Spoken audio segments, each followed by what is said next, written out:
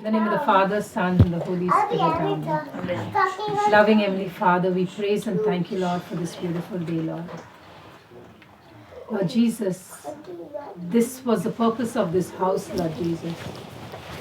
To worship and glorify you, Lord Jesus.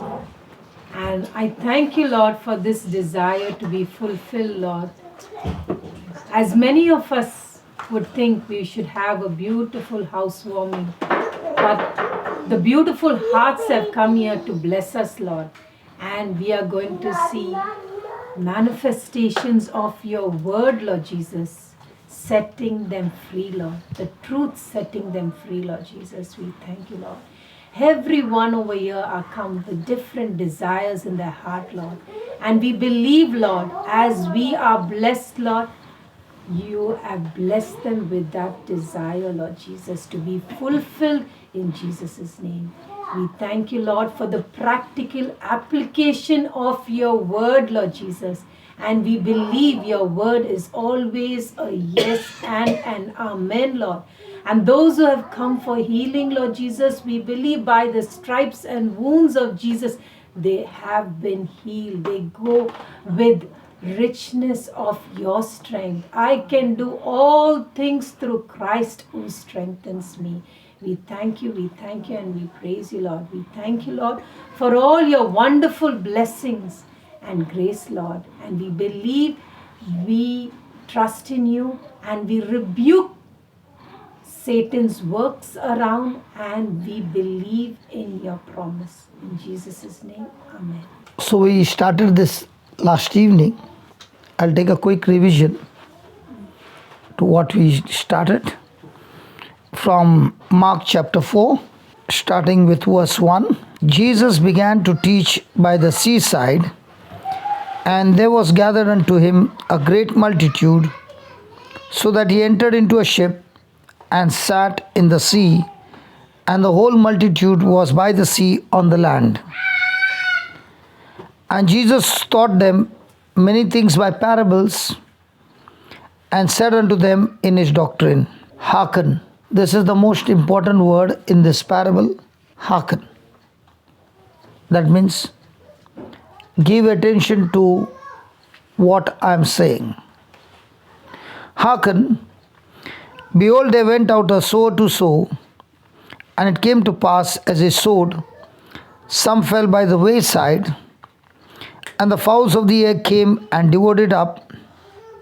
Some fell on a stony ground, where it had not much earth, and immediately sprang up, because it had no depth of earth. But when the sun was up, it was scorched, and because it had no root, it withered away. And some fell among thorns, and the thorns grew up and choked it, and it yielded no fruit.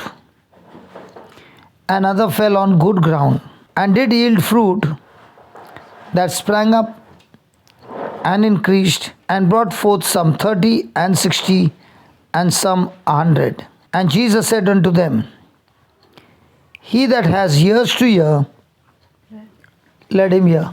If a person gives ear to hearing this parable, his life will be supernatural. Because remember, a seed has the potential to produce the harvest. And the seed will only produce its own kind. And now when Jesus said, He that has ears to hear, let him hear, the real battle in everybody's life is, what do you hear? How do you hear? Just before your coming, Tina was sharing her testimony of how they built this house with $1,000, which was not even theirs, somebody else's. Somebody else booked, right? Yeah. And asked, should I make the payment? Yes. So how can a person build such a big house with $1,000? If you ask me what is the Bible, I can say with one line, a Bible is a bag of seeds, God's incorruptible seeds, which He gives it to us and says, if you can plant the seeds, these seeds will produce the harvest of heaven. These seeds can produce physical things, changing everything that is going on in your life and replace them with good things. And that's why Jesus in this parable is saying, he that has ears to hear, let him hear. They were the Pharisees and the scribes who had the word of God with them, right? They were the teachers of the word, right? Why should Jesus pick up fishermen? Why not pick up the Pharisees as disciples? He picks up the simple, you can even say uneducated, and begins to teach them for 3.5 years the system of the kingdom of God. And what they hear when Jesus is teaching, after 3.5 years, Jesus is gone, and they take over and they do exactly what Jesus did. Today also Jesus in this parable is saying, those who have ears, let him hear. Because it's your hearing that is going to decide, is this parable going to work for you or not work for you. So this parable is all about you, not God. It's God's will that everyone get blessed. But it's in my hearing, whether I get blessed or not, it's not depending on God. It's depending on you. If I have to ask anybody here, how many of you believe your future is in God's hand? I guarantee everybody's hand will go up. But the truth is, your future is in your hand. Because God has given you the freedom to choose. And He cannot interfere in the freedom that He has given you.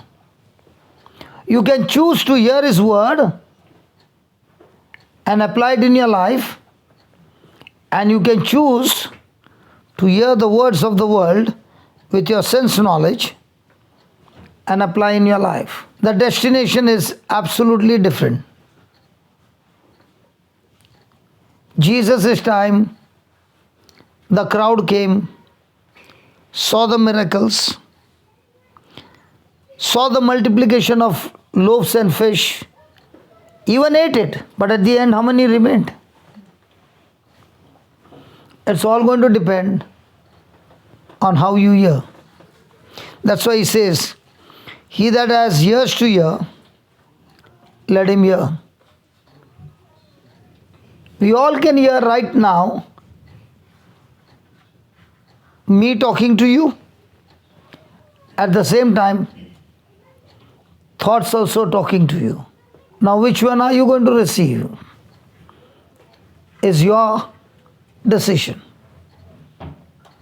And that's why He said, he that has ears to hear, let him hear. Or He's saying, be very vigilant or careful in what you are hearing, because your hearing is going to decide your harvest. Eve heard the voice of Satan telling her, if you eat this fruit, you will become like God. She heard it.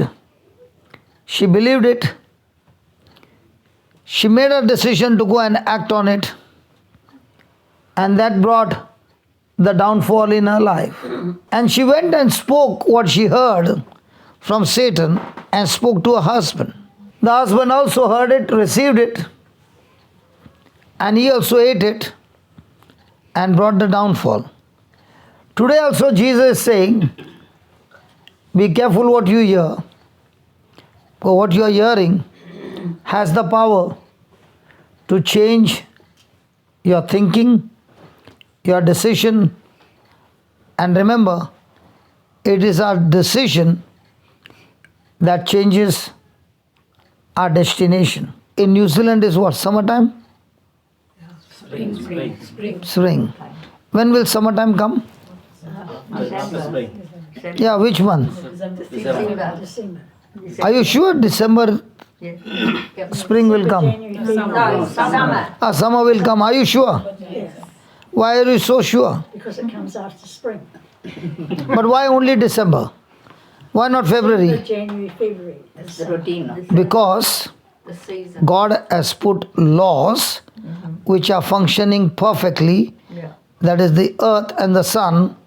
They have not shifted from what God had put them into motion, and they are perfect in all their ways, and that's why we get seasons perfectly in that time. In the same way, there can be a Christian who is suffering for years and might be saying, God, I'm praying for so many years, why is my season not changing? Seasons don't change because of your desire. Seasons don't change because of your worry and crying. Seasons change based on your decision. Adam and Eve had a perfect life.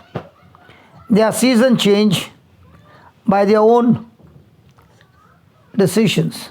Somebody is sick, wants the healing. But the healing will change when the decision changes. And that is why Jesus is saying,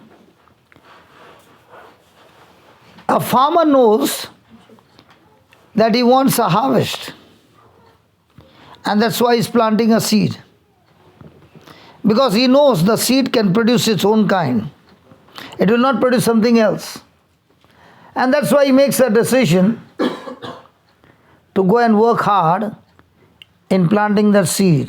And that seed, after a season, brings forth the harvest. But what if he doesn't make a decision? I ate in your house, Joseph, oranges, and I loved it. They were juicy. But what if he had not made a decision to plant that seed or that plant?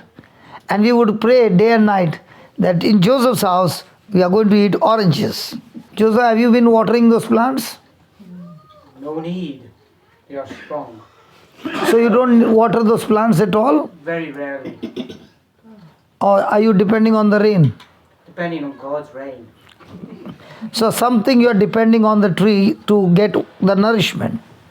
Exactly. What if you don't give them nourishment? We give them some fertilizers. Ah. We need In the same way, our decisions have to be backed up with manure. manure, fertilizers. So Jesus is saying, before we go any further, he spoke these words and said, your life is just like a farming. Might be you got a barren land outside and you met a person who is an excellent man in agriculture. You went to his house and you saw. When we went to Joseph's house, what did you feel? Should I run after Joseph or no? Tell me honestly, Mario. Lot of stuff. Lot of stuff you saw. Why did you go after Joseph? Because you are saying, he has got many things that I can see. That they are fruitful. And the plants are fruitful. And they are full of fruits. Now you are saying, if I can stick to this man and ask him for instruction and information, and he gives me, and I take a decision to do that, now what I see, the ground barren, after 1 year, I will also see what I saw in his house. Didn't you make that decision, Mario? If I was in your place, I would have made that decision instantly. But when you see somebody being blessed, you must ask, how come he is walking in the supernatural? I'm also Christian, I also believe in Christ, he also believes in Christ, but how come he is prospering every day? And here I am struggling and struggling and struggling, and in one way God begins to bless me, sickness comes and takes away all my money. So, are we ready to give our ears to God and His Word? Because the choice is yours. You give your ears to God and make decisions on the Word, your season will change. I made that decision 26 years back. And for me, there was no option. Either it was death or make a decision. And I never went to church. I was picked up from home by a lady who came to know about my situation. She called my wife and said, I know a place, if we can take your husband there. She's not a preacher, but I know a place. If we can take your husband there and he receives the word, your husband can be healed. And my memory was zero. If anybody will ask me, what is your name? I don't know. Who is this? Your wife? I don't know. Who are these children? I don't know. I knew nothing when I was brought to church with demonic problems, extreme depression, extreme suicidal, extreme, one moment I can become a monster, another moment I can be a lamb. Extreme fear that I cannot even take bath with the door closed. Demonic problems, suicidal problems. I was brought to church. And even if I give my ears to hear, I cannot understand anything. Thank God, on that day, my wife was hearing and she heard and she learned something. There was a Divine Mercy prayer, there was a rosary, there was a mass, there was a sermon of 1 hour, 1.5 hours, then there was laying of hands. The whole package for 3 hours. After 3 hours were over, the priest said to my wife, take him home, he is completely healed, but bring him here for the next 9 days. Don't miss a single day. Take him home, he is completely healed. And during that time, my neck was not like this. It used to be going all around. No control. Now, when my wife is taking me back home with the children, they were 7 and 8, she's looking at me and she's saying these words, you are completely healed in the name of Jesus. Was I healed? Did my memory come back? No. Did my symptoms stop? No. Did anything happen? No. But she heard the word and she kept believing and speaking to me, you are completely healed in the name of Jesus. So what was she saying? What she saw or what she heard? Can I ask you a question? What was she saying? What she saw or what she heard? What if you were in her place? What would you say? So the first thing that she learned was to speak faith in what God said and not what I said. So do we believe our eyes or do we believe what God said? He that has ears to hear, let him hear. So we hear God's word and then we start thinking. When we see crisis and troubles in our life, what do we open our mouth and speak? What we hear, what our senses are saying, or what God is saying? We are saying what our senses are saying. Usually. For how many years? All our life. What we did not understand is, we are not supposed to say what our senses are saying, because every time you say what your senses are saying, that goes against the word of God, you yourself are calling self-destruction in your life. Because we got to remember, every word we speak is a seed. And a seed will produce its own kind not necessary instantly, but the seed that is sown will surely in the future bring forth the harvest. I was not the person to go and listen to all this. I was a person who was a businessman, working hard. And in Bombay, I had 7 factories, prospering, money in plenty, friends in plenty. Do you know in Bombay, when you have got a lot of money, you get friends also in plenty. And you get friends so good that they can show you places how you can spend faster. They can teach you the pleasure of the world and making those wrong decisions in life. I went into a total loss that even I lost my house. And that took me into depression. Now when I lost everything, what was I hearing? What God said? Or what my senses were talking? So when my senses began to talk to me so loud, I did not even know. I was in a cycle of self-destruction. And the only way to come out of this self-destruction is I had to learn God's way, how to retaliate, rebel, fight back using God's word. And thank God for my wife. 4 days she would have said to me at least 400 to 500 times, "Thank you, Jesus. By your wounds, you are completely healed." And not only that, she taught her 2 daughters also. Go and tell Dad, in the name of Jesus, you are completely healed. What were they doing? Sowing the seeds. Does words have power?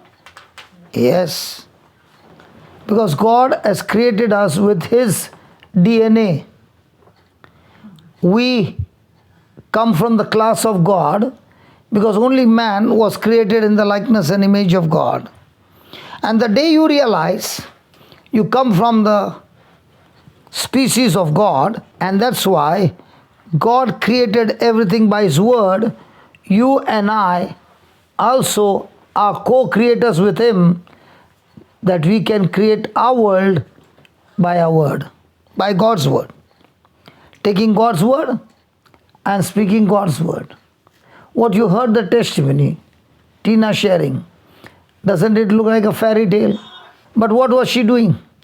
She made a decision to shut down her senses. Now I will not talk what my senses are telling. I will only talk what God has promised me in His word. Is it going to take labor to plant the seed? Is it going to be a fight between sense knowledge and word knowledge? Yes. Mario, tell me honestly, when Tina was saying all these things, didn't you think she's gone mad in the beginning? Be truthful, Mario. Because, thank God, she had met the Lord before getting married. She was the girl who used to come to the night vigil. I don't know that time. She was a young girl. With Mario. With Mario. Mario used to bring her for the night vigil. We used to come like a picnic, brother. Praise God. Before marriage, you all used to come together?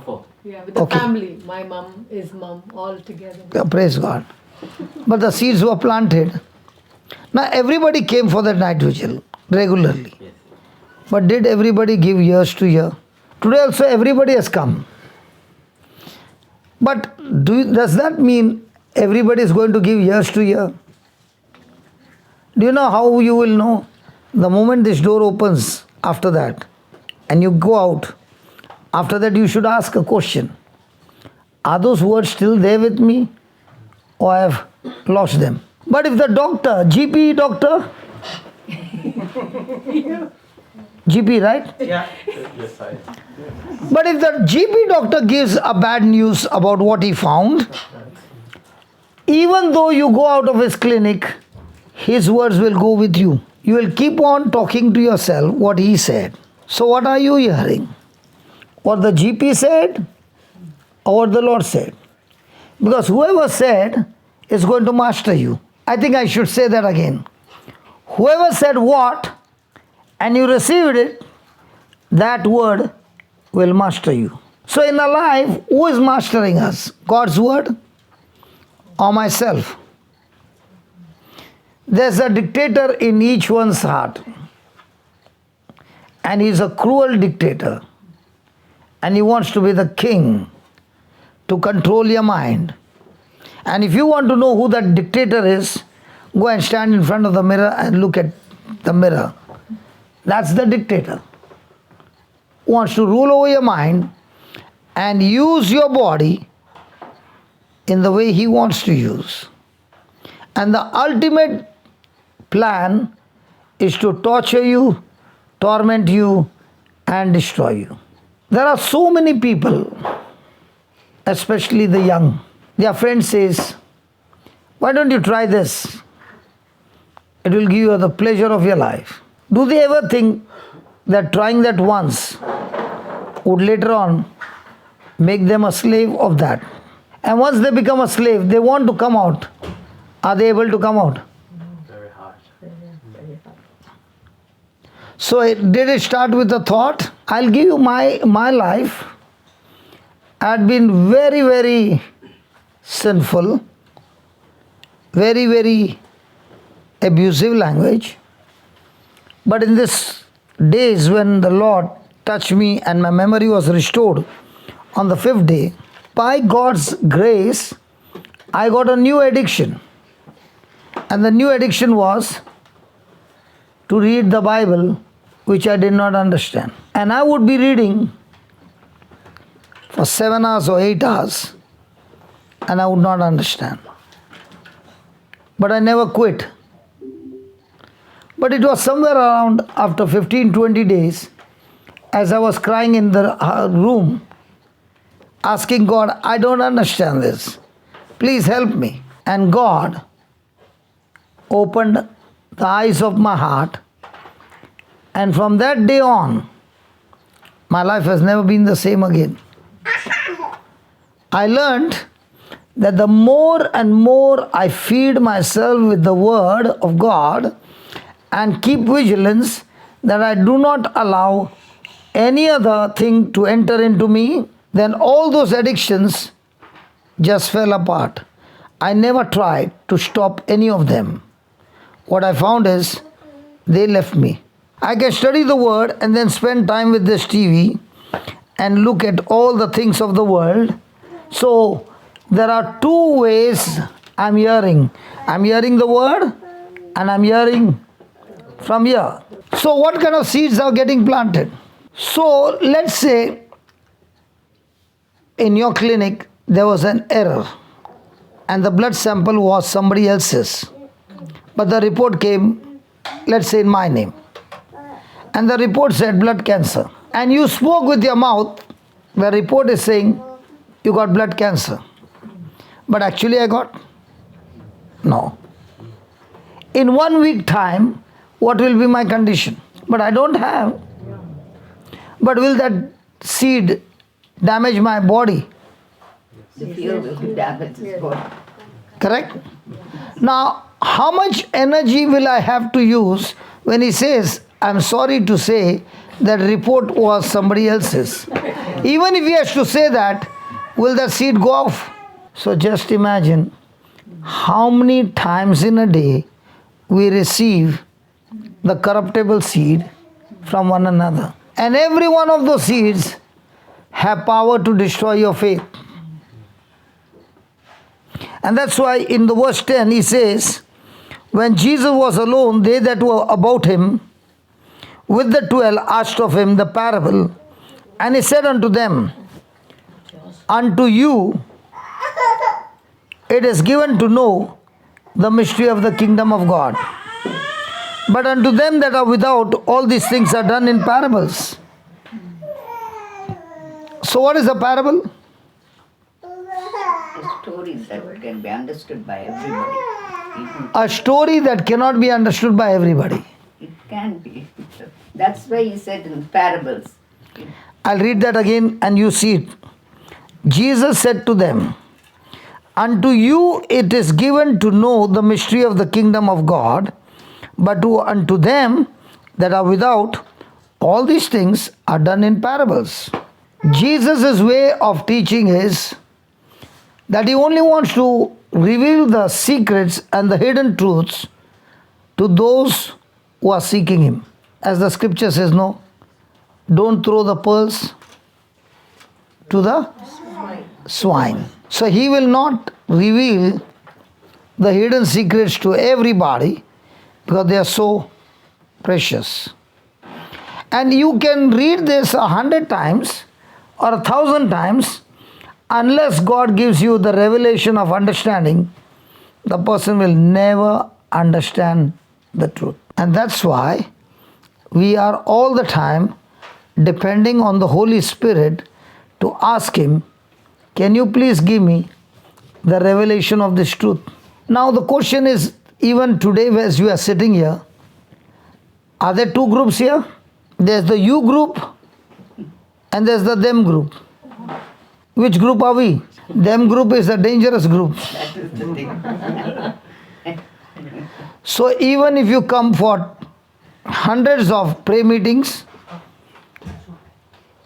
the them group will never understand anything and their life will still be the same misery. So Jesus is saying, it is to you that this mystery will be revealed. Now there are many who in their personal life are going through terrible situations. But I can put a good mask on my face and show everything is all right. But deep down, everything is a storm. Now, will that storm change? Will God change the storm? No. No. There are three kinds of storm in everybody's life. The first storm is like the prodigal son. He was very good in his father's house. Everything was covered with goodness. But the desire was of the world. And he wanted to enjoy the pleasure of this world. So he left his father's house, took his inheritance, and went to a distant country. Did he ever think that when he was leaving his father's house, he was walking into darkness? Did it look like he got his freedom? When he walked out of his father's house, did he get the freedom? No. No person gets freedom in this world. The only person who enjoys freedom is the person who is led by the Spirit of God. Otherwise, it looks like freedom, but it is not a freedom. It is a bait that the devil wants you to take it so that he can entangle you into misery. Jesus came to set us free, right? He set you free. He blessed you. He gave you a house. Everything is beautiful. Now you can enjoy it. But you'll take a vacation from this world, just a few days, and see what happens. What looks like a freedom is not a freedom. It's a bait to shift from the kingdom of light to the kingdom of darkness. And you won't even know the shift. The younger son never ever imagined that a day will come that he will be living with the pigs and eating food of the pigs. But it was a journey. But then one day he came to his senses and he decided to go back. What was that he came to his senses? What was it that changed his thinking? I think it was a grace. I think It is a grace. Grace is given to everybody. When Jesus said it is finished, he gave grace to everybody. Like yesterday I said, people don't go to hell because of sin. When I said that, what? People don't go to hell because of sin, because everybody has sinned. People go to hell because they do not believe what Jesus did for them that will save them from hell. It is the unbelief that takes them to hell. Now, why did this son decided to come back? The son was living with his father. But the son believed, my father is a dictator. He has got rules and regulation in his house. I want to be free from these rules and regulations. That's why he went out. But when he went out, he realized that I am also a servant where I am working for a master. And this master does not even care for me. He gives me pig's food, staying with the pigs. But in my father's house, there are many servants. And my father's character is so good that even for the servants, he respects them and gives them a respectful life. So if my father can do that for his servants, my father will surely accept me, and I don't mind going as a servant. It was his father's character that he discovered in the midst of that situation. That changed him. The moment he came back, did the father accept him? Yes. Just the way he was? Did the father restore everything? Yes. Yes.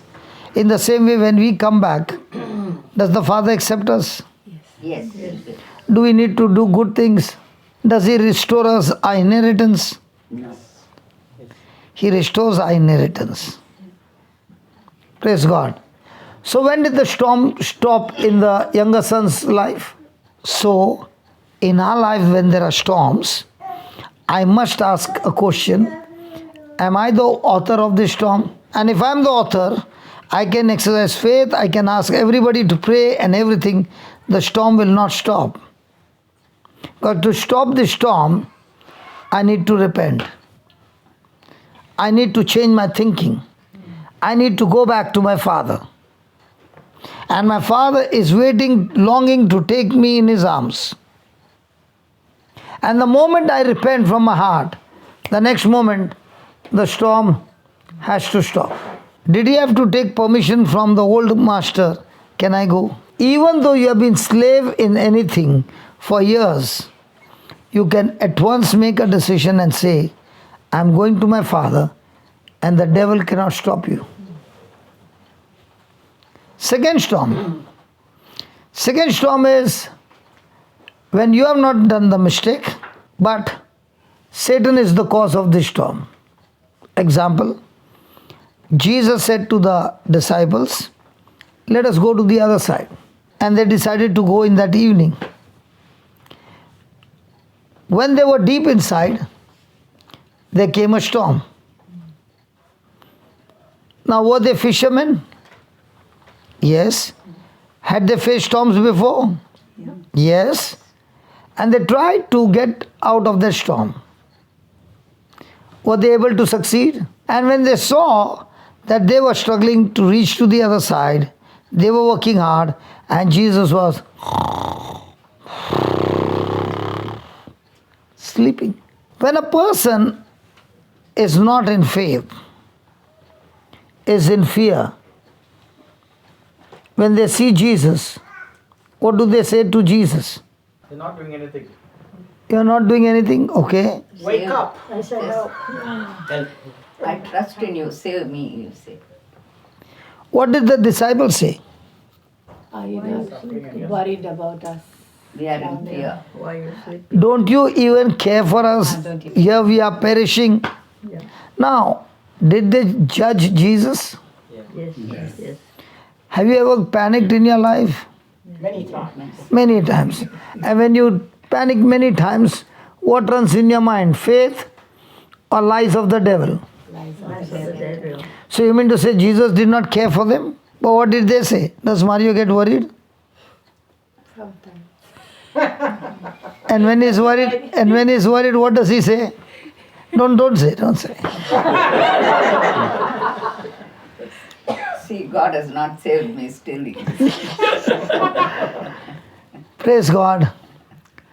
Worry is a weapon from the devil, and the person who's going through that, he is under demonic activity. Because nobody told you till today worry is demonic. The reason is, right from the top to the bottom, worry is accepted in the church. Does worry come from the kingdom of God or from the kingdom of darkness? And nobody says anything. It's okay to get worried. And if you are speaking faith, people get irritated. Why? Because you are different from them. We like to have pity party. We like to have worry party. We like to have anxiety party. And when you are in that party with everybody, everybody is happy. But the moment you start speaking faith, now everybody gets annoyed. So Jesus gets up from his sleep, and does he speak to them? He doesn't speak to them. Who does he speak to? Storm. To the storm. When was the last time you spoke to the storm? So will that storm torture you day and night? Are you supposed to speak to the storm your faith? That problem of the baby's skin. When was the last time you spoke to that problem? Every day. What are you speaking? It will get away. That's not speaking to the problem. When you speak to the problem, speak like Jesus. Peace, be still. He is commanding the storm with authority. Did he speak? When you are going through battles, do you take authority and speak it? Did Jesus do anything wrong? No. Does he need to repent in the storm? No. So when I know that I am not the cause, Satan is the cause, the weapon you use is not repentance, but authority. Third kind of storm. The third kind of storm is where you have not done anything wrong. So you don't have to repent. Satan has also not done anything wrong to you. So you don't have to use faith. But this time, somebody who is very close to you, might be in the family, might be in the relation, is the one who is causing this trouble. For example, God brought the Israelites out of Egypt. He brought them, fighting for them, destroyed Pharaoh, his army, opened the Red Sea, gave them food, gave them water, sheltered them, brought them to the border and said, enter in. So 12 went to spy the land and they came back. What did the 10 say? There are giants. What did Caleb and Joshua say? It's a good land, let us go at once and take over the land, right? What did they say? No, we can't take over the land. Now, when they turned their back to God and refused to go into the land, and they said with their mouth, it is better for us to die in the desert than go inside and those giants eat us. What did God say? Okay. As per your words, so shall it be. So when the Israelites had to turn, they turned to go back into the wilderness. What happened to Caleb and Joshua? They got what? To go in. They never got to go in. They also had to go in the wilderness for 40 years. But in those 40 years, did they ever lose the vision of that land flowing with milk and honey? No. After the 40 years were over, did they both enter the land? Yes. Out of the whole congregation that came out of Egypt, how many entered? 2. And the children. Those who are below 20. And the children who were born in the desert. Was it God's will for them to go to the promised land? Yes. Was it everybody's inheritance? Yes. But could they take over the inheritance? Well, they chose not to. In the same way, today also, has Jesus won the battle for us? Is the inheritance waiting for us? Do we need to go and take over what God has promised us? But are we taking it? Like the Israelites, we also fear. We don't speak our faith. We speak our emotions and feelings. We harden our heart to God's word. And we are very sensitive to our situations. So can we enter the promised land? But are we supposed to be sensitive to the word of God and harden our heart to our emotions? So our heart is hardened where? So what was the weapon that Caleb and Joshua used in the storm for 40 years? Faith. And the word of God. Or, yeah. They used patience. Oh, patience. So patience is a very strong weapon that will help you to endure, persevere, never give up, and keep your faith going. I don't know whether these houses have got pillars, but looking at through the window, I know they have got pillars. The houses that are constructing, they made a skeleton, right? Have they made a skeleton? That framework is your patience. And the wood that they put out is your faith. Faith has power to change things. But faith, when it gets weak, it's going to collapse. So who comes to the rescue? Patience. So this wooden frame, wooden, no? Yeah. This wooden, if you punch it, it might break. But because it has got a framework, it gives it the strength. So does faith and patience go together? So when you are a battle, and the battle is going on for a long time, you are not the cause, might be your spouse is the cause. So in my life, in my marriage, I was the cause. So what did my wife do? She took 11 years of patience. And that 11 years of patience, believing in faith, one day the devil's weapons collapsed. And she caught me and dragged me into the kingdom of God. So 3 battles, 3 weapons. When I'm the cause, I need to repent. When Satan is the cause, then I have to use the authority that comes by faith. When I'm not the cause, Satan is not the cause, but my loved one is the cause, then I need to use patience. And there might be many of you who are sitting here, your life is rooted in the word, but not necessary your spouse or your children. And there might be so much of frustration. And you might be using repentance, you might be using Satan's authority over Satan, but not growing in patience. Will you ever get victory? Let's take an example. Husband and wife. The husband drinks every day. And wife is praying for his deliverance and asking God, please set him free. But every time he drinks, the wife is irritated. But she is praying.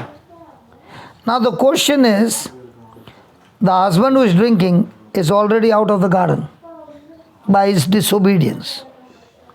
But the wife who is praying is irritated. Now is she in the garden or she is also outside the garden? If she is irritated, Still she keeps Oh no, praying. outside, yeah, I outside think the garden. you can the moment a person is irritated and bitter, that person cannot be in the garden. That person is under demonic influence. Let me show you. Put that, James chapter 3, verse number 14. But brother, we keep praying always, no? For But pray, to change. to change. Yes, yes, Actually yes, changes people. yes. I'll show you something. You just see that, and then we can discuss. Change chapter 3. Change. James 3:13. Thank you. No, it does because I just realized I don't think my thing. Even the prodigal son. See, when he came back, there was a feast, everything. He enjoyed the most. The son who was with the father did not enjoy so much. So the son, who was the dangerous one? The younger son or the elder son? The younger son. Younger son was the dangerous, but still God, Jesus is giving this parable not to the sinners, but to the Pharisees. The sinners repent and come back. that's true. But the elder sons who are in the house of God day and night, their hearts are so ardent that they don't even look at the younger son coming back with compassion. And till the end, might be the elder son refused to come in and he went to hell. But whenever the parable is taught, the younger son is taught or the elder son is taught? Elder son. Oh, yeah. Actually, the elder son has to be taught. But that fellow is the most dangerous one, who sits in the church, says his prayer, condemns everybody, judges everybody, has no compassion and love for anybody, and is so bitter when he sees somebody else blessed. And when his father says, come on, come inside, no, I will not come. Either you tell him to go out, then I'll come. So people who are having the title, I'm a Christian, might be the most dangerous one than the person who is living a bad life, but the day he realizes, he comes back repenting, but the one who is inside, he says, I've been here from the last 20 years. I know my God for the last 50 years. Yes, read. Who is the wise man Who is the wise man and endured with knowledge and endured with knowledge among you? among you? Let him shew out of a good conversation his works with meekness of wisdom. Then, after that, Sorry, we don't. Can you translate this verse? I yeah, do not understand it. yeah, tell me what you did not understand. Explain. Say it in a. Now, if a person is saying, I'm a wise man, Yep. who is the wise man? This is James. James 3:13. This is a New Testament. Oh, New Testament. Okay. The Pharisee Yeah. of that Says time, that, the Pharisee of that time, the teachers. What? No, he's saying, who is the wise man? he praises himself, no? Saying that I'm Okay. Jesus gave a parable between a wise man and a foolish man. They both heard the word. But the wise man went and built a house on the on the rock, rock. The foolish man, sand. which one is easy to build? Sand is easy to build. And this fellow had to dig and dig and dig till he gets the rock. So does he need to operate in faith that he'll get a rock? Will he be in patience? So a wise man is a person who operates by faith and patience. He is not in a hurry. How many wants to grow hurry? I want my apple trees to grow fast for you to come. Yeah. Flourish. But when the tree grows fast and the roots are not deep, Nowadays, a wind comes. hurry, no, to get things easily. Praise God. Because the plants that we grow now, which get easily, are the cuttings of a matured plant. They are not from the seed. Because the plant, the stem is already matured, when it gets root, a mature tree will produce matured fruit. But if the same plant, seed is planted, the seed has to grow till the plant gets matured. Only when the plant is matured, after that it will give fruit. So the plants that you buy are actually branches of a mature tree, but all they've done is done a method by which it produces roots. Now, who is a wise man? A wise man is a person who hears the word and does what the word says. So are we champions in doing what the word says, or are we champion in praying? Pray. Praying. Champions in praying. We don't listen to the word of God. Are we champions in operating in love, or are we champion in living our life the way we want? A wise man is a man who does not live on emotions. He has learned to kill his emotion, put to death. And he lives by the word. Whether people like him or not does not matter to him. He is going to do what the word says, but he will do it in such a way that he will cooperate in love with everybody. So if you are a doer of the word and the other person is not the doer of the word, can they be friends? One is a carnal minded, one is a spiritual minded. Can they ever be friends? They both come from two different kingdoms. Carnally minded people can't come anywhere close to us. But the moment you come and you start speaking the word, they want to run away. It's not that they want to run away, the Spirit makes them run away. And they run away and they run away and run away until the day the crisis comes. And when the crisis comes, they come back to ask, can you pray for me? It is not the prayer that will change them, it is their repentance that will change them. But you need prayer to help you to repent. Even if God has to give you the truth, does that mean the person will repent? Has God given grace to everybody? Is he partial? No. But I'm asking you, is he partial? What do you mean by partial? Half? Means he gives to somebody and he doesn't give to somebody. No, just everyone. He treats everyone. He treats everybody the same. But does everybody respond the same? No. So is it depending on you or God? You go anywhere, ultimately it will come. You are responsible of your own life. You can't blame God. But now you are baptized in Christ, right? No. But still, Okay, you are not baptized with I water. want to, yes. Listen, you are not baptized in water. No. But you are believer of Christ. Yes. Correct? Yes. So you are baptized in the Holy Spirit. Because without the Holy Spirit you can't talk what you are talking. That's true. So there is a water baptism and there is a baptism of the Holy Spirit. When you are baptized in the Holy Spirit, you are already a new creature. I was water baptized with the certificate. You must read. But I had all the fruit of the devil. Till the day I opened my heart and made a choice to accept Christ as my Lord, God and Savior. And that day I got born again. And the day I got born again, from the next day onwards, or from that day onwards, I got extreme urge for the Word of God, as my stomach has got urge to eat food. Do you eat food every day? Yes. After you eat food, what does the stomach do? It gets digested. Whose work is that? Yours or the stomach? The The stomach, intestine, whatever. And it turns the food into what? Energy. Energy, calories. Are you using that? Doctor? Is it correct? Absolutely correct.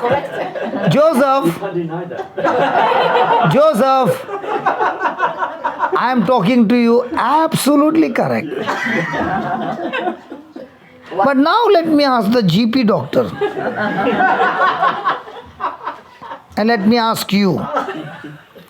Just as I eat food and my stomach changes it into calories, in the same way, a person who is eating the Word of God every day on high quantity, his spirit converts that Word of God into a power called faith. Now, why are we not laughing? Into a what? Power cult. Brother, I would like to ask a question. Can you tell me? C-U-L-T. C-A-L. Oh, cold. Power, cold, faith. No, today everybody will sit, don't worry. Brother, when we pray, we ask, give us our daily bread. But as human, I'm telling you, we just think tomorrow we need it. If somebody comes and asks us, we'll say, no, we don't have. It's a shortage. But he says only for a daily bread you just pray. But we don't do that.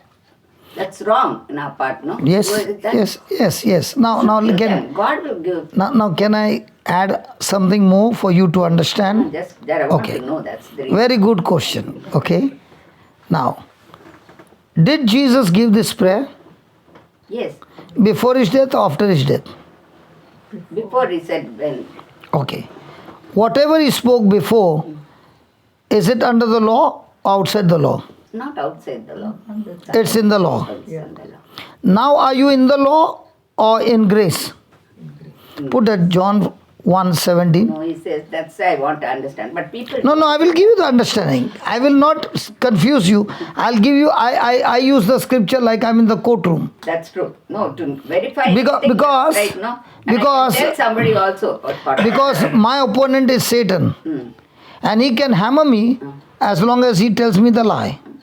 But the moment I know the truth, he cannot touch me, but the truth has set me free.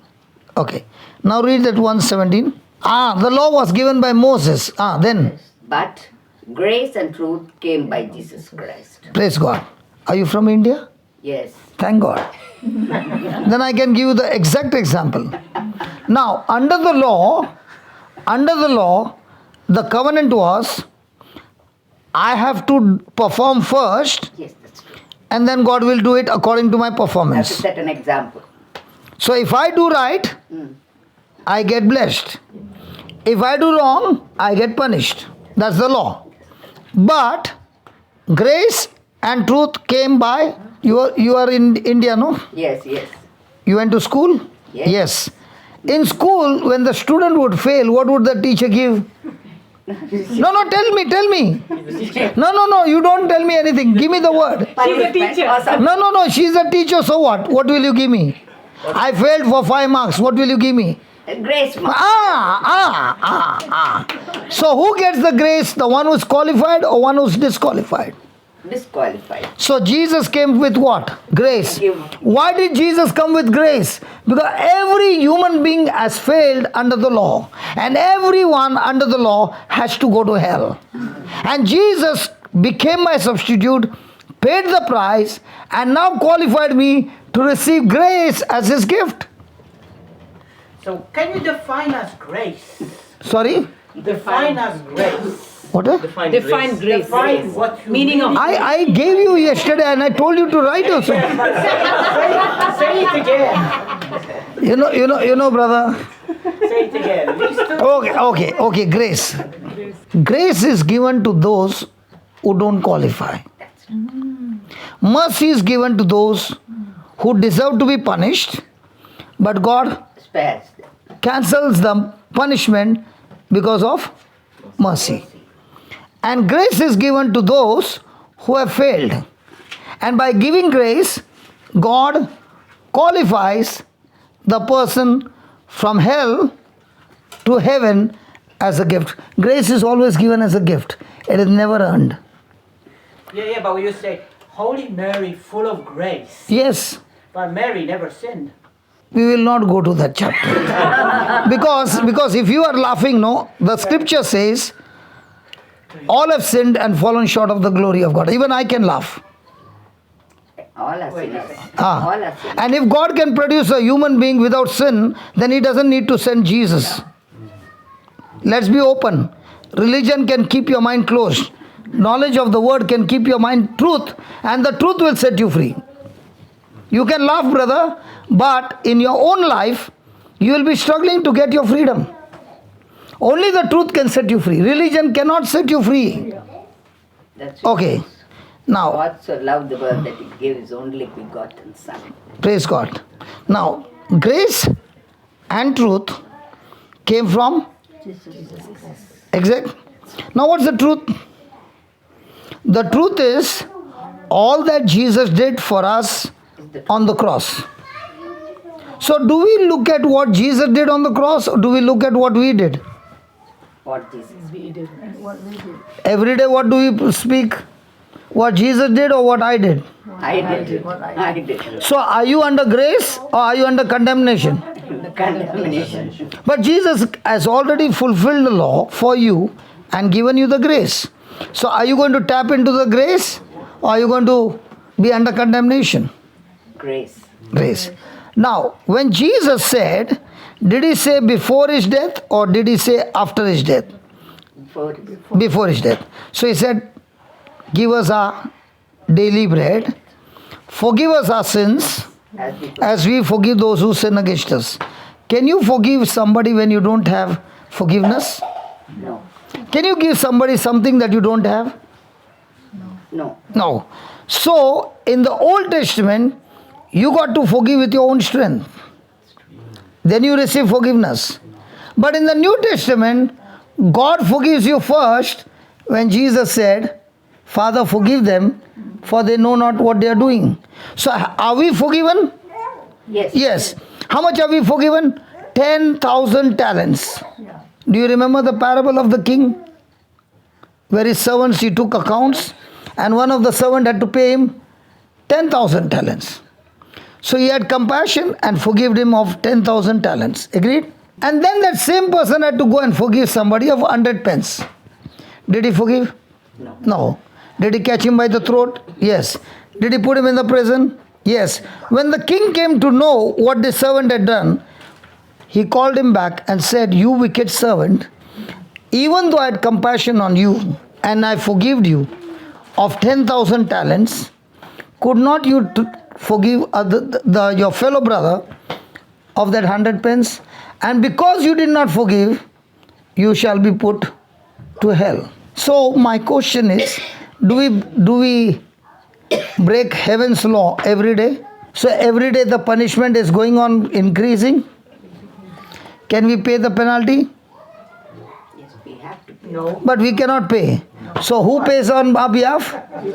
Jesus. Has he paid it? Yes. So now what do I do? With the gift of forgiveness that I have received, I am willing to forgive. Now look in the New Testament under grace and truth. Go to Ephesians 4:32. Okay, let's start with 31. Let all bitterness and wrath and anger and clamor and evil speaking be put away from you with all malice. Where did it start with? Bitterness. Where did it end with? Physical. Violence. But did it start with bitterness? Bitterness is when you are hurt. Somebody hurted you, you kept that hurt inside, never spoke it out, boiling. It went into wrath. From wrath it came anger. From anger came clamor. From clamor came evil speaking. And then came physical. What is clamor? Glamour. That you have all the beauty. Everything. You speak all nonsense. Okay? And you be kind one to another, tender-hearted, forgiving. One another.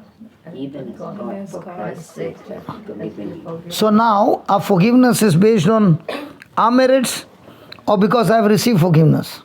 I've received forgiveness So now we are under the law or under grace. under the law, Grace. under the grace of God. So now that you have forgiven of 10,000, and it is said in the commentary, the Jerusalem temple, the gold used was 8,000 talent. So this is 10,000. So having forgiven of billions, and now I have to give somebody 100 pence, $100. Is it difficult? No. Only when a person considers what the scripture says, he is now not moved by emotions, he is moved by the word of God. Now forgiveness becomes so easy because I know I would have been gone to hell. But Jesus paid the price and brought me freedom. And because he has given me freedom now, I want to use this freedom not for my old life anymore, but to use this body and this life for the kingdom of God.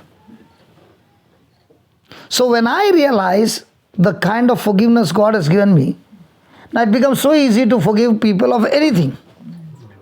Because if I don't forgive, I cannot be forgiven.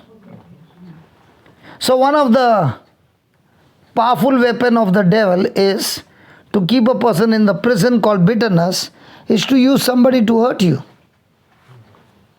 Have you ever heard this dialogue in India? Until he kneels down and asks me for forgiveness, I will not forgive. This is Indian dialogue, not yours. Until he says sorry, I will not forgive him. Until I see a change in his life, I will not forgive him. Listen, when you forgive, it's your advantage. That will be continuing. It will not end. You just But when I forgive, it is my advantage. Not other person's advantage, my advantage. Because if I don't forgive, my 10,000 talent which got cancelled comes into the account again and I'm destined to go to hell. So can the devil use unforgiveness and keep a person into slavery all his life? Yes. So is it my choice to forgive or not to forgive? Forgives you. And when a person is forgiving, who pays the penalty? So the person who forgives pays for the damage caused to him by another person.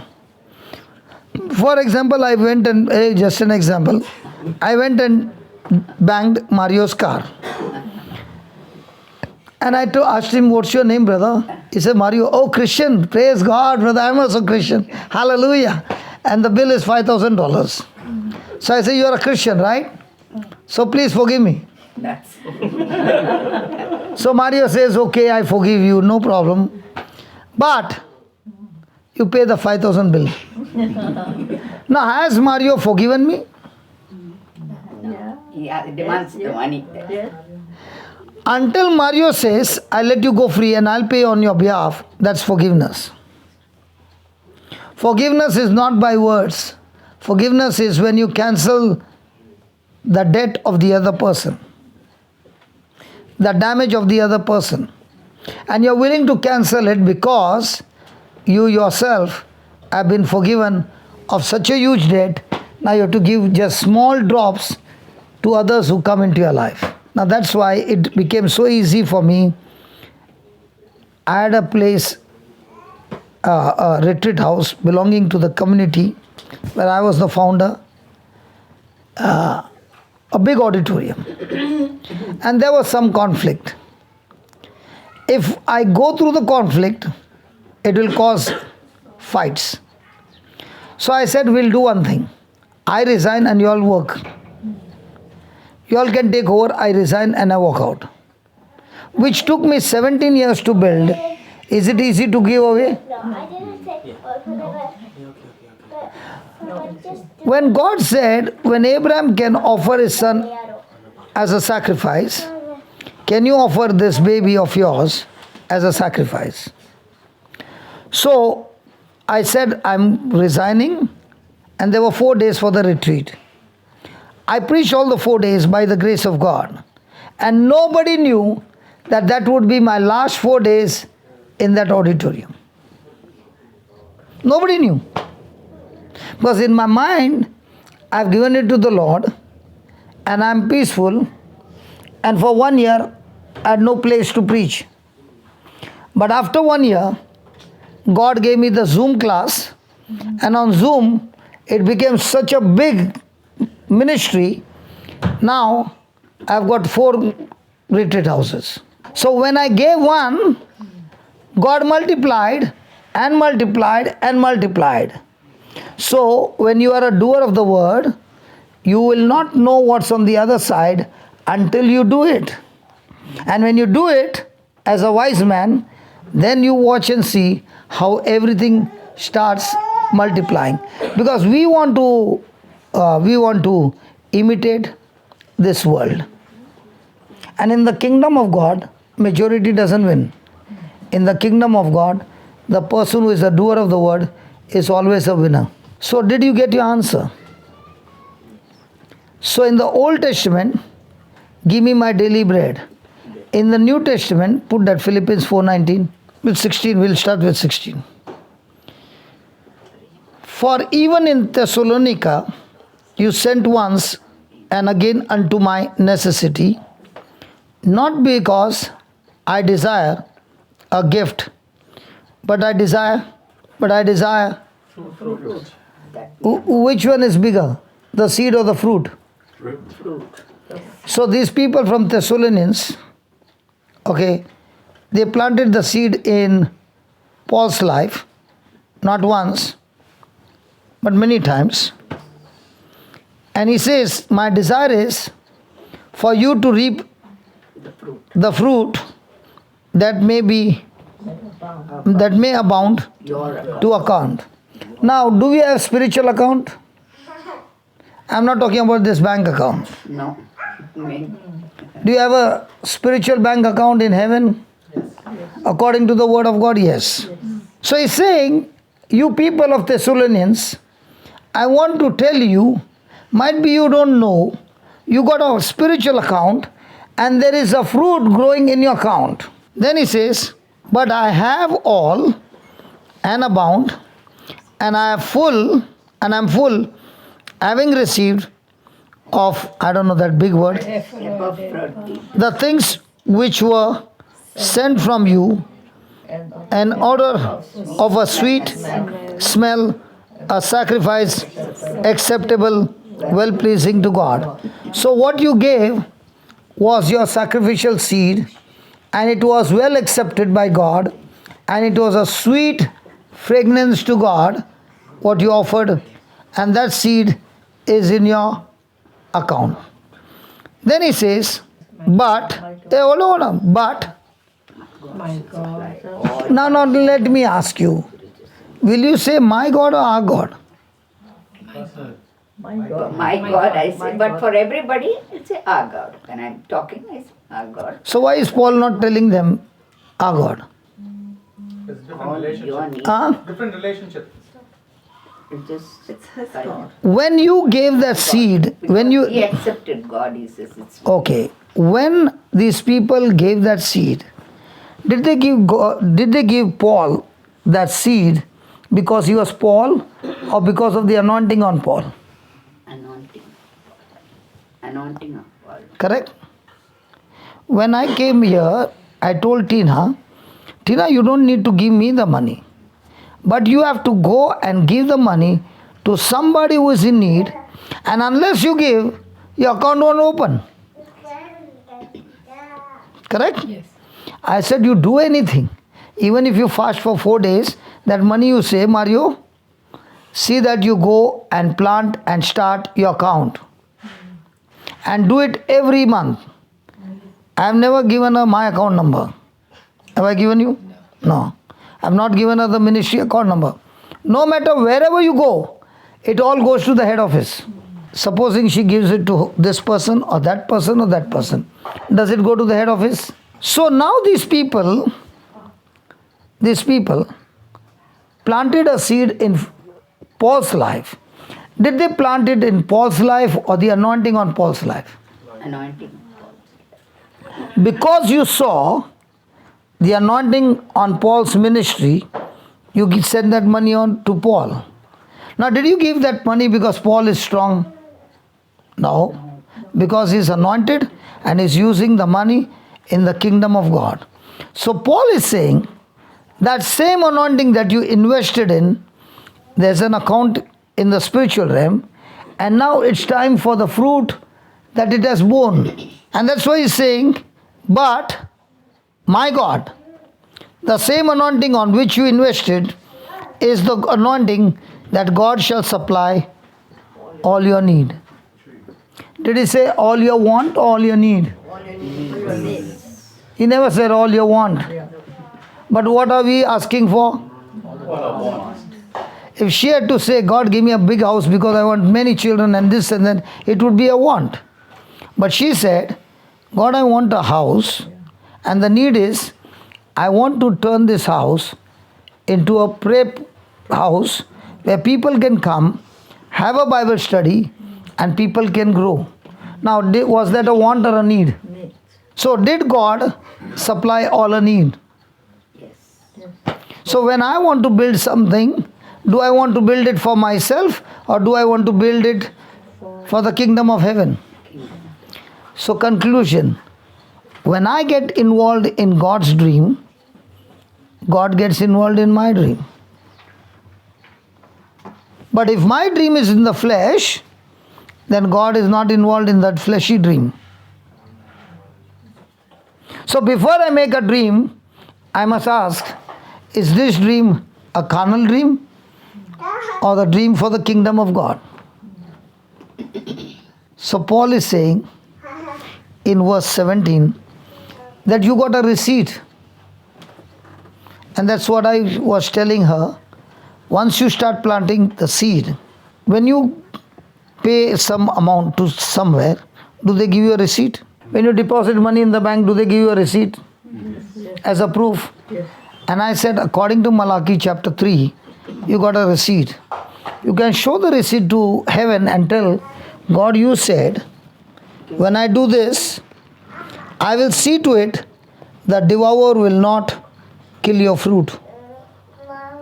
But the what? Put that. Devourer. The destroyer. Ah, devour. Devour. Ah, devourer. Ah. My English is different, brother. Yes, it's very Indian. Ours is very cute. When I was in Ireland, in India we say develop. Devil. So when I was dictating notes, one of the brothers said, "Why do you say devil is up?" So everybody started laughing on my English. So I said, "My friend, might be you don't understand my English, but the sicknesses and demons which are there in Ireland, they understand my English. When I tell them to go, they go. In Jesus' name." So read this. Bring you all the tithes unto the storehouse, that there may be meat in my house, and prove me. The only scripture where God says, put me to the test. Nowhere God is saying, put me to the test. That is the reason we give the tithe, no? Whatever we earn, we give it. Not necessary. No, not necessary. But they have a habit of giving a tithe to God, 1/10 or something like that. In the new covenant, it is not 1/10, it is out of love. Under the law, it is 1/10. Okay. In the New Testament, it is out of love. Now, how much do you love your children? Abundantly. So you give 1/10? No. How I wish I just give. I don't make a measurement. That is what is the new covenant. It's not the law. Then, and prove me now herewith, says the Lord of the host. No, which one? This one? Yes, yes. Maybe let's see. Okay. Now let me give you an example. Brother, you are driving a car. Okay? And the car went and hit somebody. And there was a damage of $50,000. But you had not paid the premium for your insurance. Are you covered? No. You had paid for 1 year. And the next month you had to pay, but you did not pay. Will the insurance company accept you? No. Your claim? Yes, mine, yes. No. The insurance company, even after paying, they will try to find laws how to prevent you from getting the money. Yes. Yeah. Correct? So what happens to those who have not paid their tithes? Hello, why are you looking like this? You have been practicing this. Now do you understand how it works? In the spirit realm, when you have got your account and the deposits are made, you are so sure that you are completely covered. So he wants the explanation of verse 11. Verse 11 is, because I have been in relationship. Now remember, I am not buying a miracle. But I am imitating what the word of God says. I cannot give money and say, okay, I gave the money, now I am insured. No. I am doing it as a relationship, what God is saying. There are two ways. I can say, Lord, I invested $1,000. Now, it's my turn. Give me. None of us can earn anything. But we can respond to the grace given to us by faith. So when you have been covering it, God says, even if Satan wants to try to destroy your fruit, he cannot. Because God himself will rebuke the devil for your sake, and he shall not destroy the fruit of your ground, destroy the fruit of your womb. How come 5 times he destroyed? 6 times why he could not destroy? He tried. But you were not only with the receipt, but other promises of God, he could not do anything. That's the fruit we are looking over there. There. In rainbow color. That was the battle. So it is like saying that everything you do good on earth will be remembered in heaven. I never said that. You will have an account there. You said I got an account. Not my good. everything I remember what Jesus has done good for me will be remembered in heaven. We don't remember what we did, because what we did, we don't do it. Give me Ephesians 4, Ephesians 2, verse 8. We never do anything good. Oh wow, you're going too far. Yes, I will go too far to prove to you how the word of God works. Okay. For by grace you are saved through faith. None of us are saved by grace alone. None of us are saved by faith alone. Grace is what Jesus did. Faith is what I believe what Jesus did. We are saved.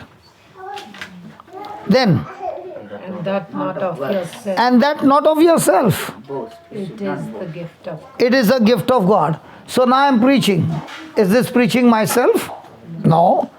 Grace of God, and through my faith, this is working now. Then, not of works, lest anyone should boast. So it's not any of my good works that I am doing that I can boast in the kingdom of God. For we are His workmanship. For we are His workmanship. created. So do you believe you are created in Christ Jesus, a new creation? Yes. And if you are created in Christ Jesus, a new creation, what happened to your old selfish nature? God. Died and got crucified on the cross. Now what nature you got? Christ nature. So can a pig live a clean life, or will he go into the mug? So why is he going into the mug? That's Into his the what? nature. Dirt. Mud. Into the dirt. Okay? Why is he going there? That's his nature. So carnal man has a nature to rebel against God and is always thinking selfishness. But am I a carnal man now? Am I No. Carnal. Carnal. A person who is selfish. Selfish. So I have been born from my mother's womb with a carnal nature, but now I am born again with the nature of Christ. So now whatever I am doing, am I doing because I want to do, or am I doing because He changed my nature? So the day you realize that Christ has changed my nature, everything that you do, you are saying, I am not the one who is doing it. Christ is the one who is doing it. What I sometimes think, when trouble comes, He doesn't say, my time is up. He hammers you day and night. And that time you can't say, your time is up. You don't know when he is coming all of a sudden. But if you receive the word of God and grow in the word of God, when trouble comes, you are already ready. Yes, come, you have got a back problem, come. How are we saved? By grace through faith. Now, do you what do you have, a problem in your back? On the back, on the numb, in the foot. Numbness in the foot. Yeah, Two things. yeah. You're the GP. There's likely some compression on the lower back by the nerve causing the numbness in the legs. Usually Yeah, so there's a compression in the back. the nerve in the back most likely. Praise God. So now the doctor has told me what is the problem. Is it an advantage now? It's an advantage because I know what is wrong and I need to make the correction. Now, do you believe Jesus will heal you? Yes, of course. Now, that's where the mistake is. We believe that Jesus will heal us. But the Bible says He has already healed us. When Jesus hung on the cross, His body was wounded, and by His wounds, you have already been healed. Now you have a choice. Either you believe what the Bible says, or you believe what your senses say. Senses are saying, I got pain in my back. Bible is saying, when Jesus' body was wounded, by those wounds you have been healed. Which one do you choose? Bible says. So Bible says you are already healed. What do you say? Thank you. Thank you. So now do you believe that you are already healed? Yeah. But now your back is still paining. Yep. So which one will you choose to believe? Bible. Bible. Okay. So close your eyes and say this, Lord Jesus, Lord Jesus, with my senses, with my senses, I can sense I can sense pain in my back. pain in my back. I cannot deny it. I cannot deny. But grace says But grace says, that you have already healed me you are already healed me just the way just today. you took my sins You took my sin in your body. in your body. You took my punishment You took my punishment in your body. in your body. You took my sickness, You took my sickness, my death, my death, my curse my curse in your body, in your body. and you died in my place And you died in my place as a substitute. as a substitute. Lord Jesus, Lord Jesus, I choose to believe I choose to believe the truth the truth and not my senses. and not my senses. So, in the name of Jesus, So in the name of Jesus, I speak to my bones, I speak to my bones. be aligned now, Be aligned now. go back to your rightful position, Go back to your rightful position. and be completely loosed. Completely loose. I speak to the nerves, Speak to the nerve. be loose now, Be loose now. and the blood circulation, And blood circulation, electrical pulses electrical process, flow now, flow now. and all the numbness And all the numbness be gone out of my body. be gone in my body. In Jesus' name. In Jesus' name. I have said it. I said it. I have said it. I have said it. I have believed it. I have believed it. I have received it. I receive it. In Jesus' name. In Jesus' name. Amen. Amen. Now give a hard jerk. Hard one. Hard one. Yeah. And say thank you, Jesus. Thank you, Jesus. One last time. Thank you, Jesus. Now turn your back. Thank you, Jesus. No, just turn your back. There's no pain. Yeah. There's no pain. Yeah. No pain. Yeah, wife is wondering. I know you have to massage, but from today, band. I never massage. Okay, now. Can you feel my leg? Yeah? Yeah, numbness is gone. Hmm. Good. Was that good? Good. Good. Thank you very much. Thank you very much. Ashton, do you believe? Or have you come because they forced you? Because see, then I'm not joking, because understand, Jesus raised Jairus' daughter from the dead. The woman with the issue of blood touched his garment and she got healed. He cast out the demons and they went into the pigs. And after all this ministry, he comes to his own hometown. And there, he cannot perform healings. No, when he was teaching, the attention was, is not this a carpenter's son? Were they listening to his teaching or were they listening to who he is? Who he is. So were they believing in what Jesus was teaching or were they offended? The Bible said they were offended. Now, you told him to come because you love him. He's my teacher. So, teacher said, please come. So you obeyed. Yeah. So did you come of your own free will or did you come because teacher said? No, he has a good heart. No, I know he's got a good heart. When he's on this seat, we don't want the lawyers to interfere. She's your lawyer, but I won't take her word. I want to hear from you. Yes. Yes, do you believe? Yes, I do. What do you believe?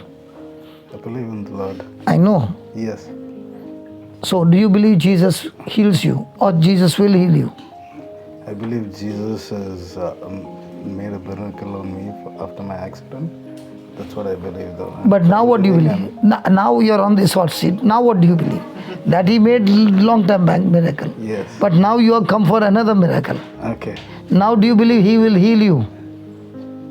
No, you don't believe? I'm not really sure. Oh, Now do you see? then trust in the Lord, He will. Now your advocate is saying he will. What do you say? He say yes. Yes. Your advocate told you a wrong thing. Your advocate told a wrong thing. Now do you understand, Joseph? Those who have ears, let them hear. Everybody wants him to be healed. Even I want to be healed. I don't want him to go back home same. But he cannot receive until he believes the right thing. So teacher, you got one more chance. Call your friend. You called your friend. Come on, friend. What will you say? God will heal him? Yes, surely He will. Then I say, I'll give you one more chance. Don't you got this lawyer? No. Your friend? I'm saying God will heal me though. God will heal me. Okay, I will give you one more chance. Okay. Call her and ask her, will God heal me? Ask her. Will God heal me? God has already healed you.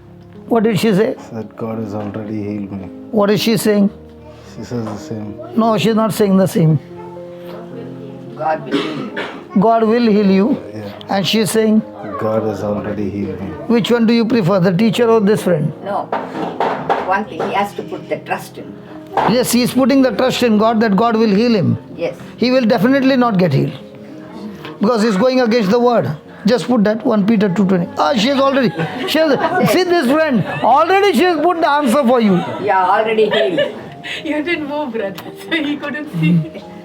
Okay. By His stripes you will heal. See, brother, I am not putting you under pressure. Yeah. I am giving you guarantee 100% you will receive absolute healing. Yes. If you believe what the scripture says. Yes. See, okay. first you believe that you are healed, Okay. and then the healing comes. Okay. The world says, first let me get healed, then I will say I'm healed. That's the world saying. The kingdom of God says, first I believe that I'm healed because the scripture says, and then the healing comes. Okay. Did you see that man? Now see how he's walking. Just look at him. He's running. The wife came and told me as soon as they heard, they entered in, my husband. She's after me, my husband. I said, no, let your husband sit down there and listen. Okay? So she said, okay. Now, when the preaching is getting over, I said, okay, come now. But in spite of sitting and hearing, was he hearing? No. Because his hearing was still wrong. That's why Jesus said, he that has ears, hear. Very, very important in the Bible is, how do you hear? And what do you hear? Now look at this. That also she has colored for you. You're already healed. Look at here. By whose stripes? What is stripes? What is stripes? Stripes is wounds. When you were scourged. Right. Okay. By whose stripes you were? Healed. So you were healed or you will be healed. Were healed. That's what the Bible says. Yes. What are you saying? I'm saying I'm healed. Praise God. So now close your eyes and say this. Lord Jesus, Lord Jesus, I thank you I thank you for teaching me the truth. for teaching me the truth. The law came by Moses, The law came by Moses, but truth came but truth came from you. from you. Grace and truth came from you. Grace and truth came from you. Grace says, Grace is, Lord Jesus, Lord Jesus, you took my place on the cross, you took my place on the cross, became my substitute, became my substitute, paid for my sins paid for my sins by receiving the penalty of sin, by receiving the penalty of sins, died in my place died in my place so that I can live. so that I can live. Lord, this is what you accomplished Lord, this is what you have accomplished on the cross for me. on the cross for me. All this time, All this time, I was deceived I was deceived and I believed and I believed God will heal me. God will heal me. But your love is so great, But your love is so great, even before I can repent even before I can repent and I can come to you, and I can come to you, even when I was your enemy, even when I was your enemy, a rebel, a rebel, living in sin. living in sin. Yet you chose Yet you chose to love me to love me and die for me and die for me as a substitute. as a substitute. I thank you, Jesus, I thank you, Jesus, and I choose to believe and I choose to believe you as my substitute. you as my substitute. All that problem All the problem from my back, from my back, from my body, from my body, you have already taken you have already taken into your mystical body, into your mystical body, and from your body and from your body is flowing the healing power is flowing the healing power that has restored my back that has restored my back completely. completely. I declare right now, I declare right now, all my bones are aligned. all my bones are lined, They are in their rightful position. they are in the rightful position, All the nerves are loosed, all the nerves are loosed, and I am completely set free and I am completely set free from all the pain. from all the pain. In Jesus' name. In Jesus' name, Amen. amen. Now move. Huh? Gone. The pain is still there, but Huh? yeah, the pain is still there. Pain is still there. Yeah. Okay. Now now put that. Luke 13, verse number 10. In conditions like this, we get a chance to learn more. And he was teaching in one of the Synagogue. synagogues of the Sabbath. And behold, And behold, there was a woman which had a spirit of infirmity 18 years and was bowed together and could in no wise lift up. so she was bending like this for 18 years. Okay. And what had bound her? The spirit of infirmity. Okay. Then And when Jesus saw her, he called her to him and said unto her, Woman, thou art loosed from thy infirmity. what did he say? Woman, thou art loosed from thine infirmity. Then And he laid his hands on her, and immediately she was made straight and glorified God. so did Jesus rebuke that spirit of infirmity? Yes, he did. And did he say, woman, you are loosed? Yes. Now you close your eyes and say this. Lord Jesus, Lord Jesus, you said to that woman, you said to that woman, woman, Woman, you are loosed of your infirmity. you are loosed of your infirmity, And the spirit of infirmity and the spirit of infirmity that had bound her that had bound her left her, left her, and she was completely set free. and she was completely set free. In the same way, In the same way, I declare, I declare, I am loosed I am loosed of my infirmity of my infirmity in the name of Jesus. in the name of Jesus. Say that again. In the name of Jesus, I am loosed I am loosed of my infirmity. of my infirmity. Say that again. I am loosed in my infirmity.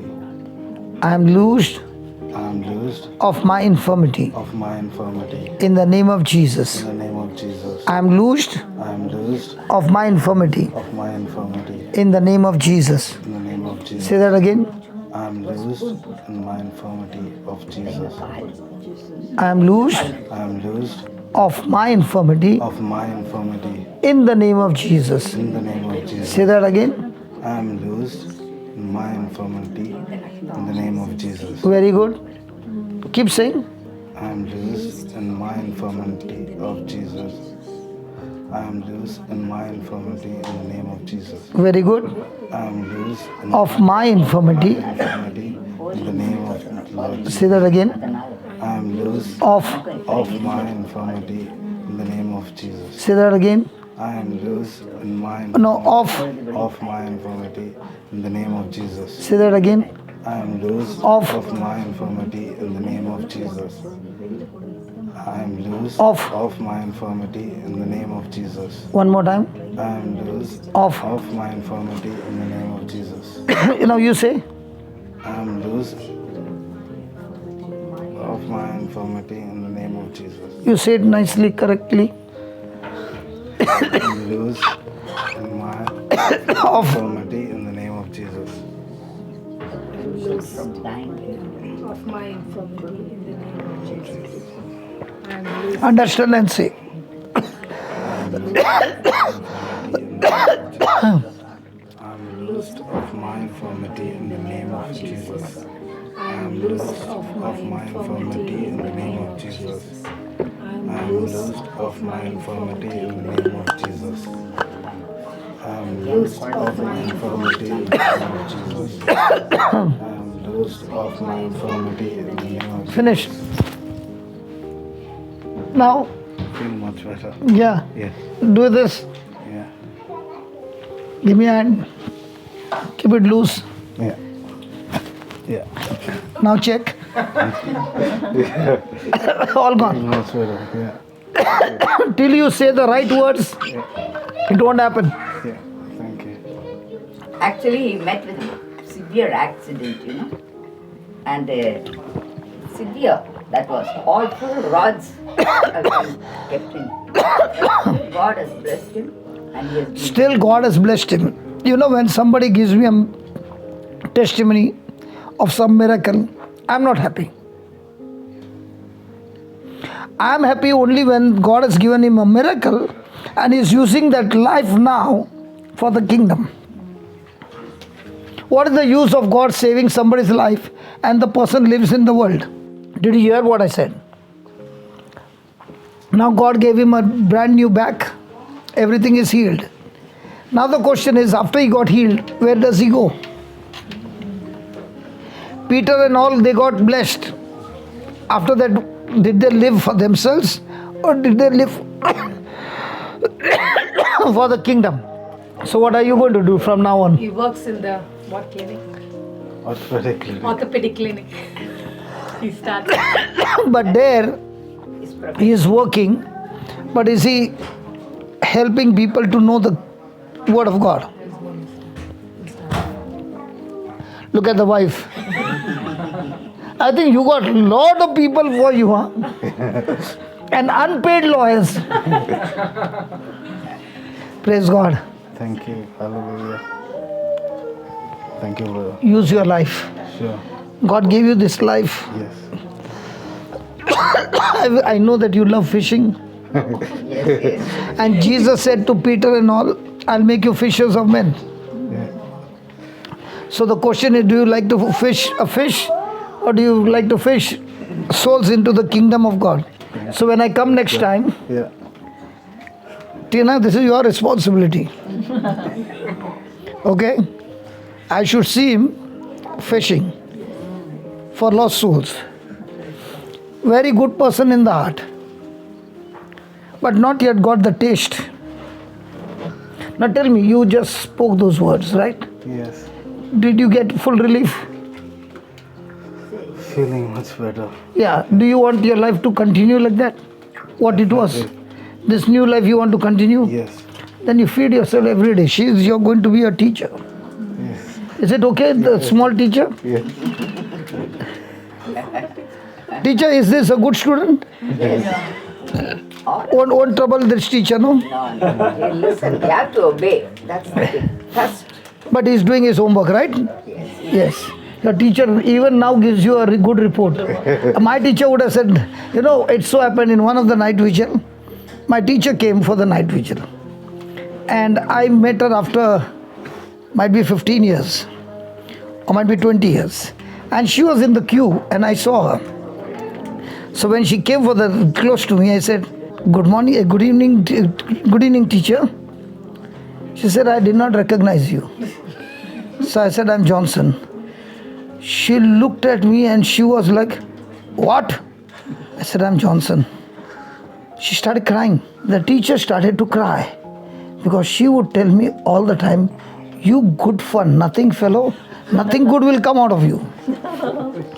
And she literally cried and she caught my hand and she said, are you telling the truth, you are Johnson? I said, yes teacher, I am Johnson. So my teachers, my principal, everybody knew me. And my mom would get special appointment from my teachers and my principal. Even in the college. Praise God. So what I want to tell is, no matter what bad your past is, God never looks at your past to give you a future. He can change everything for you. Amen? Amen. So use this life. There are thousands inside waiting for you. Their problems will be solved when you go to them. Okay? Thank you, brother. Thank you. Thank you. He'll say, never again, Mario, you call me to your house. Come, give me a hug. Thank you. Thank you. Thank you, brother. In the name of the Father, Son, Holy Spirit, Amen. Loving Heavenly Father, we praise and thank you, Lord Jesus, for every blessing that you have given us, Lord, today. And we believe every seed that is planted is watered by your angels that you have sent, Lord Jesus. And we definitely believe, Lord, this seed will bring forth 30, 70, and 100-fold of harvest, Lord. And we'll see many more people coming into this house, Lord, to learn your word and your promise, Lord. We thank you, Lord, for blessing us with this love, peace, joy, and happiness, Lord. And we thank you, Lord, for bringing brother over here, Lord Jesus. Blessing him, Lord Jesus, his family, his generations, Lord Jesus, to sow into your kingdom, Lord. We thank you and we praise you, Lord Jesus. And we thank you for putting your edge of protection around him and above everything, giving him that strength, Lord. And we rebuke and curse that cough, Lord. And we believe his vocal cords are strengthened, healed, anointed to give more and more of your word to the ends of the world, Lord. We thank and praise you, Lord Jesus. We thank you, Lord Jesus, for all the blessings that you have bestowed upon us, Lord Jesus. And we all could say, and our Father, Hail Mary, and glory be, and then we will say the grace. Our Father, what in heaven, hallowed be thy name. Thy kingdom come, thy will be done on earth as it is in heaven. Give us this day our daily bread, and forgive us our trespasses, as we forgive those who trespass against us. And lead us not into temptation, but deliver us from all evil. Amen. Hail Mary, full of grace, the Lord is with you. Blessed are you amongst women, and blessed is the fruit of thy womb, Jesus. Holy Mary, Mother of God, pray for us sinners now and at the hour of our death. Amen.